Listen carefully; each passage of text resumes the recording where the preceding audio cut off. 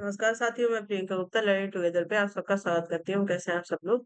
तो यहाँ पे जो हम लोग बात करने वाले हैं, राजस्थान लोक सेवा आयोग अजमेर से। ठीक है, ये नोटिफिकेशन आया है 25 अक्टूबर को, मतलब कल ही आया। अच्छा, 26 अक्टूबर है। ठीक है, यहाँ पे आप लोग देख सकते हैं कि आयोग द्वारा माध्यमिक शिक्षा विभाग के लिए राजस्थान शिक्षा सेवा नियम 2021 के अंतर्गत प्राध्यापक एवं कोच स्कूल के 24 विषयों के कुल 2202 पदों पर भर्ती हेतु ऑनलाइन आवेदन आमंत्रित किए जाते हैं।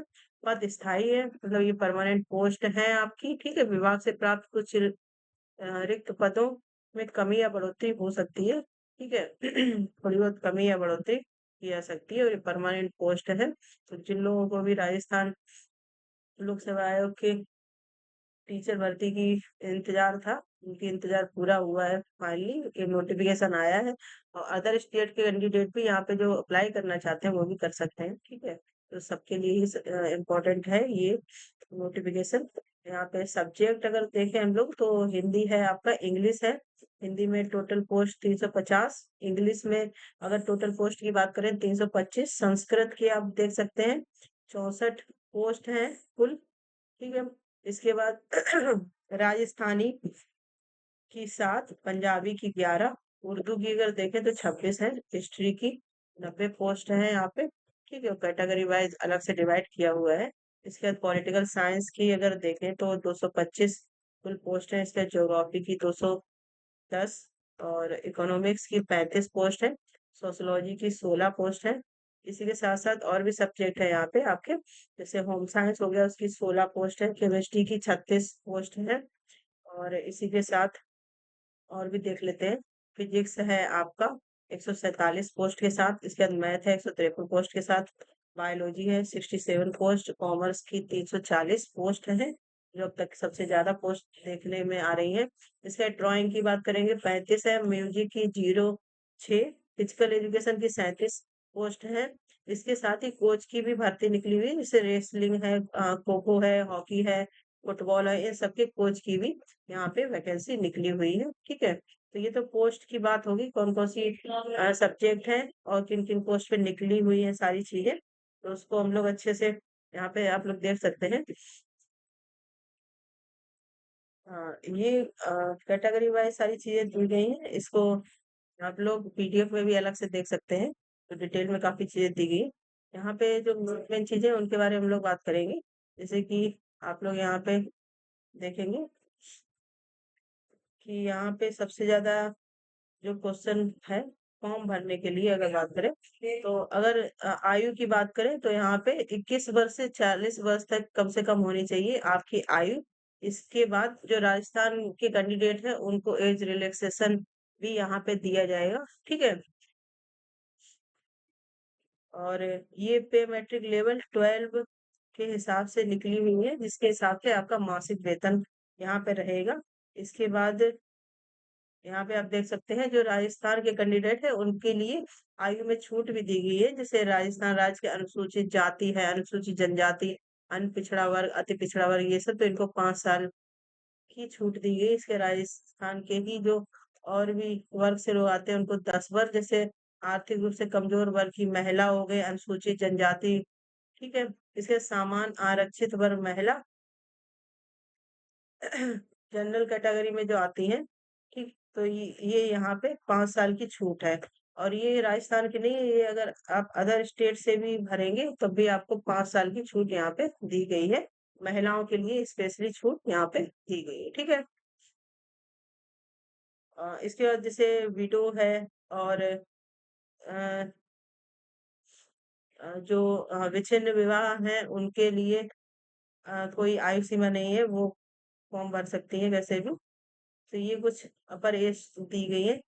ठीक है, इसी के साथ हम लोग देखेंगे यहाँ पे चयन की प्रक्रिया की अगर बात करें, तो चयन की प्रतियोगी परीक्षा के माध्यम से किया जाएगा। आवश्यकता पड़ने पर आयोग द्वारा पत्रक उत्तर पुस्तिका के मूल्यांकन में नॉर्मलाइजेशन की पद्धति को भी अपनाया जाएगा, क्योंकि एक दिन में पेपर नहीं संभव हो पाता है। काफी लोग फॉर्म भरते हैं, अदर स्टेट से भी बच्चे जाते हैं, तो इसलिए नॉर्मलाइजेशन यहाँ पे लगता है। ठीक है, परीक्षा का स्थान तिथि के संबंध में यथासमय सूचित किया जाएगा। इसके परीक्षा आयोजन और पाठ्यक्रम की अगर बात करें तो इसका सिलेबस की अभी हम लोग बाद में बात करेंगे। जो इम्पोर्टेंट है कि आवेदक की अवधि क्या है, तो ये 5 नवंबर से आपके फॉर्म भरना स्टार्ट होंगे और 4 दिसंबर तक आप इस फॉर्म भर सकते हैं, ठीक है। तो अभी काफी टाइम है, आज 26 अक्टूबर है।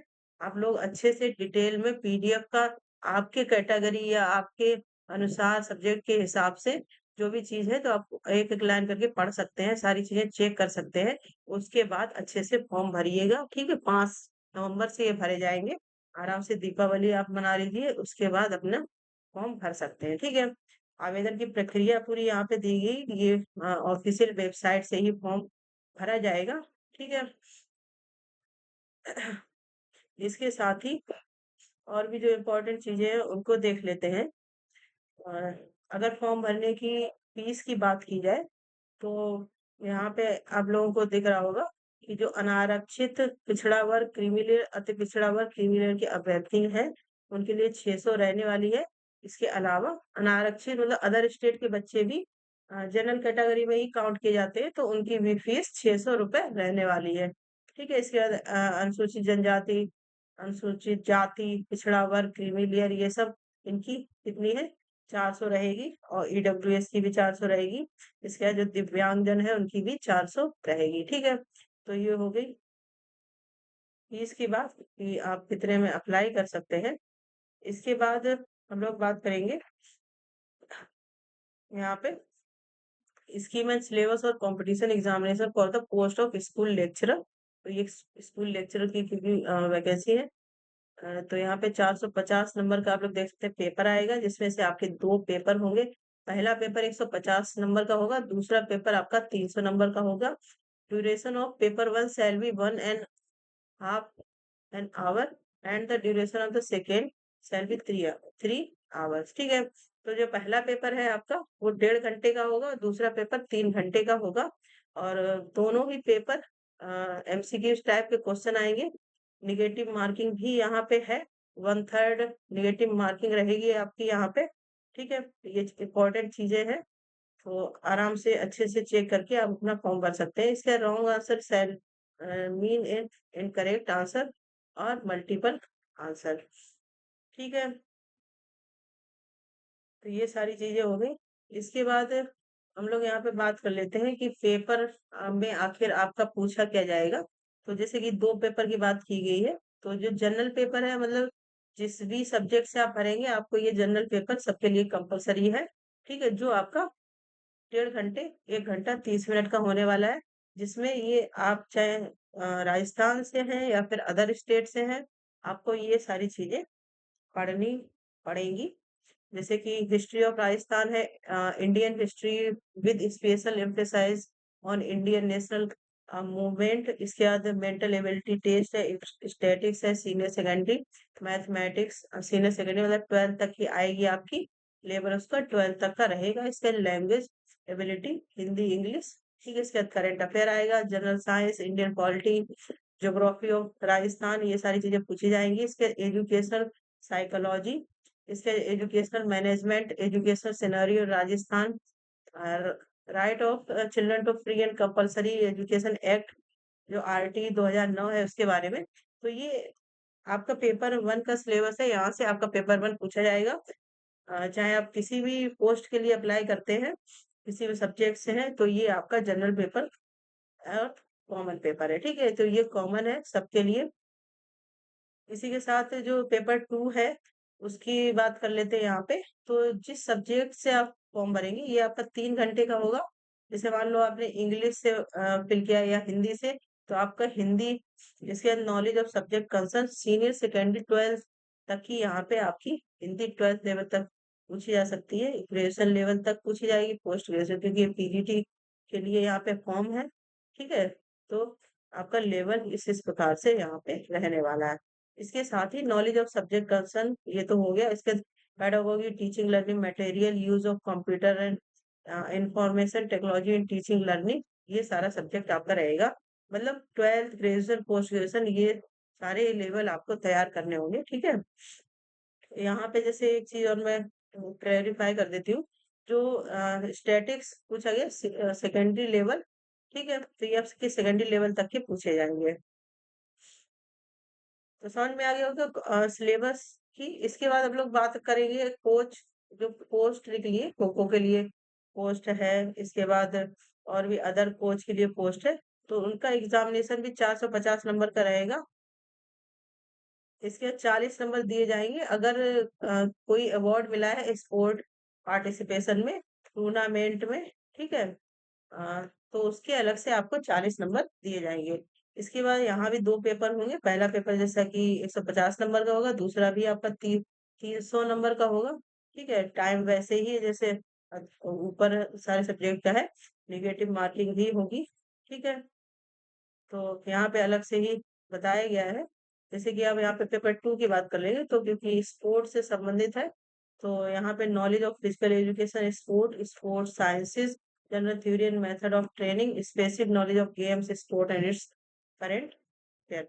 अब देखो यहाँ पे जो आपको नंबर मिलेंगे 40 नंबर, यहाँ पे देखो पूरा कैटेगराइज किया गया है। जो लोग कोच पोस्ट के लिए अप्लाई करेंगे तो उनको कैसे कैसे नंबर दिए जाएंगे।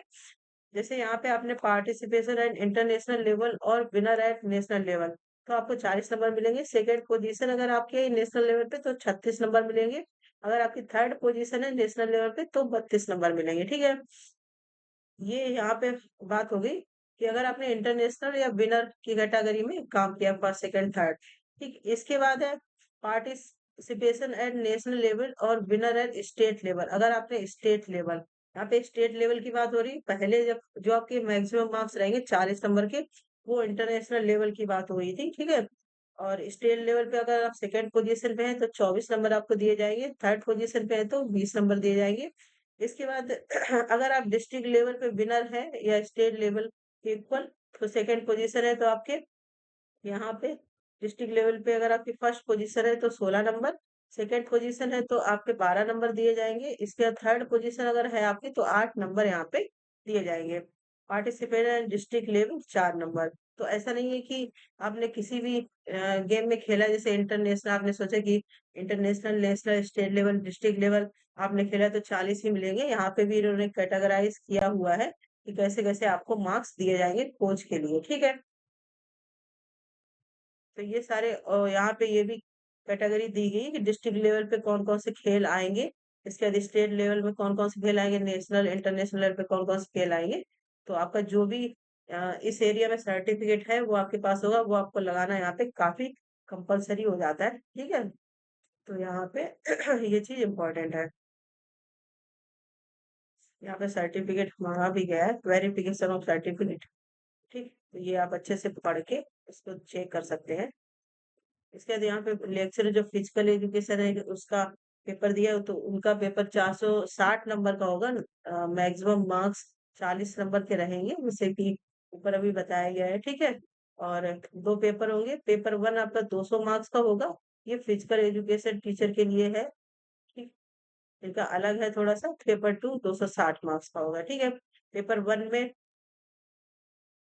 यहाँ पे दिया गया है geographical historical cultural and general knowledge of Rajasthan, current affair of Rajasthan, general knowledge of world and India, educational psychology. Negative marking यहाँ भी रहेगी, ठीक है।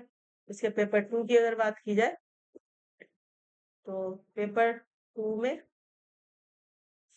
ये सारा कुछ आपका आएगा, जैसे general knowledge of physical education of secondary senior secondary standard, मतलब 10th और 12th तक के लेवल का पूछा जा सकता है।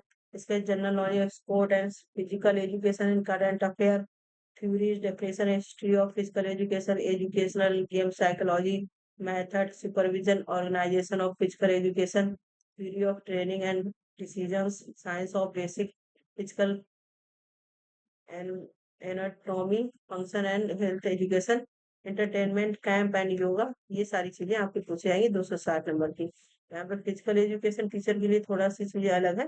बाकी जो आपका क्राइटेरिया रखा गया है मार्क्स देने का, वो उसी प्रकार से जैसे कि कोच के लिए रहेगा, ठीक है। तो ये सारी इम्पोर्टेंट चीजें थी जो आप देख सकते हैं। इसके बाद ये फॉर्म भरने की बात की चीजें हैं। जो आंसर शीट आप भरेंगे वो ब्लू बॉल पॉइंट पेन से ही भरा जाएगा, इसके अलावा कोई पेन आप यूज नहीं कर सकते हैं। ठीक है, तो ये सारी चीजें पहले तो फॉर्म भरने की, बाकी अच्छे से आप इसको पढ़ सकते हैं। काफी डिटेल में चीजें हैं, और सिलेबस भी मैंने आपको लगभग बता ही दिया है कि किस प्रकार रहने वाला है। जनरल अवेयरनेस, जनरल स्टडी जो कॉमन सिलेबस है, तो यहाँ पे डिटेल में सिलेबस भी दिया गया है। जैसे वहाँ पे केवल हेडिंग हेडिंग दी गई कि क्या क्या आएगा, यहाँ पे और डिटेल में देखने के लिए आप यहाँ पे देख सकते हैं। ठीक है, तो ये सारा सिलेबस रहने वाला है आपका, किस लेवल तक पूरा अच्छे से डिस्क्राइब किया हुआ है। ठीक। और ये पीडीएफ आपको दे दी जाएंगी, टेलीग्राम आप ज्वाइन कर सकते हैं, वहां से मिल जाएंगी, या फिर ऑफिशियल वेबसाइट से भी आप यहाँ पे सारी चीजें देख सकते हैं। ठीक है, तो ये थी आपकी पूरी जानकारी जो राजस्थान में जीटी की पोस्ट निकली हुई है। इसके अलावा कोई डाउट है, किसी का कोई क्वेश्चन है, तो आप जरूर कमेंट सेक्शन में पूछें, और ज्यादा से ज्यादा शेयर करें, जिससे कि अभी 5 तारीख से ऐसे फॉर्म आपके भरे जाएंगे। तो अच्छे से आप सबसे पहले तो अपनी डिटेल चेक कर लें, इसके लिए आपके पास पीडीएफ होना जरूरी है। तो आप ऑफिशियल वेबसाइट से भी देख सकते हैं, या फिर टेलीग्राम से भी पीडीएफ देख सकते हैं। और इसी प्रकार के अपडेट के लिए बने रहिए लाइव टुगेदर से। धन्यवाद।